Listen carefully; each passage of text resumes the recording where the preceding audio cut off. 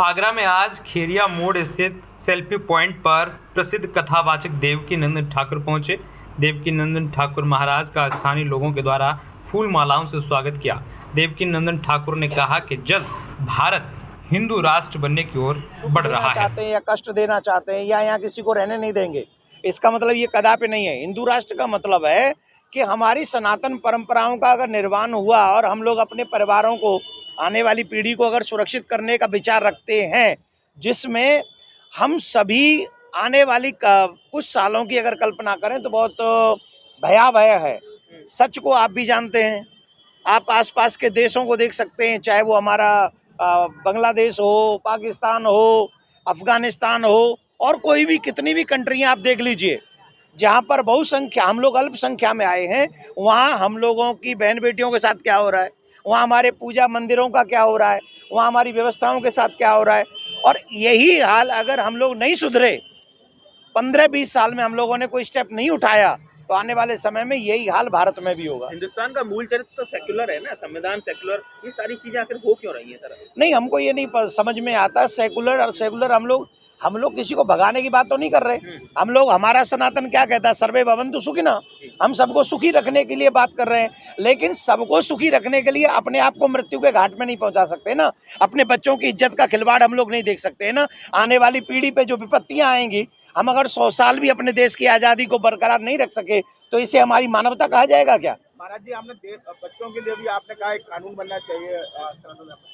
मैंने ये कहा है कि सरकार ऐसा कानून बनाए कि सभी सनातनी बच्चे सिर्फ सनातनी परिवारों में ही विवाह करें। उसके पीछे लॉजिक है, सिंपल लॉजिक है। आप सभी जानते हैं कि जिन जिन बेटियों ने धर्म परिवर्तन किया, जिन्होंने विवाह किया अलग धर्म में, उन्हें धर्म परिवर्तन करना पड़ा, उन्हें जिंदा जलना पड़ा, उन्हें मारपीट सहनी करनी पड़ी, उन्हें तलाक सहन करना पड़ा।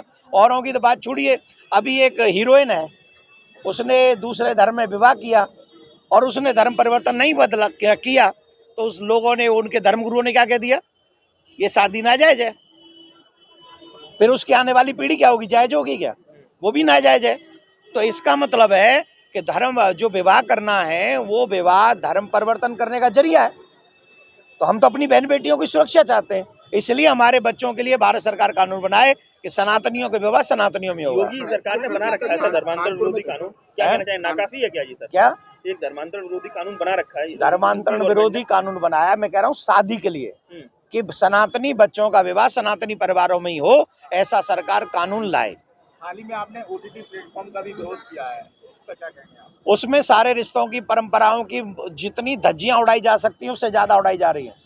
हम सब भारतीयों का एक परिवार, जब हम लोग चाचा मामा ताऊ भाई बहन इन सब के साथ में जब जुड़ते हैं, उनसे हमारा परिवार जुड़ता है। लेकिन उन्हीं सारे परिवारों को सिर्फ भोग की दृष्टि से, काम की दृष्टि से, वासना की दृष्टि से और बाकायदा फुहड़ता परोसी जा रही है। इसलिए OTT प्लेटफॉर्म अवश्य बंद हो जाना चाहिए। इन पे मर्यादा तो रख नहीं सकते ये लोग, इसलिए इसको बंद करना चाहिए। सर, अभी कानपुर में एक नए बाबा की लॉन्चिंग देखने को मिली है। नए बाबा संतोष भदौरिया, और उन्होंने एक डॉक्टर को बहुत मारा पीटा, उसने FIR कराई है। तो और वो भी हिंदू राष्ट्र का मुद्दा लेकर आने। बाबा मार्केट में बहुत नए लॉन्च हो रहे हैं। ये आप ऐसा शब्द यूज मत कीजिए, बाबा लॉन्च हो रहे हैं, मैं इस विषय में जानता नहीं, उनके विषय में सिद्धार्थ चौधरी ने FIR कराई है। कराइए, तो वो कानून अपना काम करेगा, मैं इस विषय में ज्यादा जानता नहीं। महाराज जी, आप जिस तरीके से मदरसे लगातार देश में बढ़ रहे हैं, आप भारत संस्कृति के अनुसार गुरुकुल की बात करते रहते हैं, कितना भारतीय परंपरा में गुरुकुलम ही हमारे लिए महत्वपूर्ण है, इसलिए गुरुकुलम परंपरा जारी होनी चाहिए। और सरकार जो मंदिरों का पैसा ले रही है, उन मंदिरों के पैसों से भारत सरकार को भारतीय बच्चों के लिए, सनातनी बच्चों के लिए गुरुकुलम परंपरा, प्रत्येक डिस्ट्रिक्ट में 5-10 गुरुकुलम बनाने चाहिए, जिसमें इंग्लिश, हिंदी, संस्कृत तीनों भाषाएं परफेक्ट तरीके से समझाई जाएं, जिससे आने वाली पीढ़ी सुरक्षित हो सके। धन्यवाद।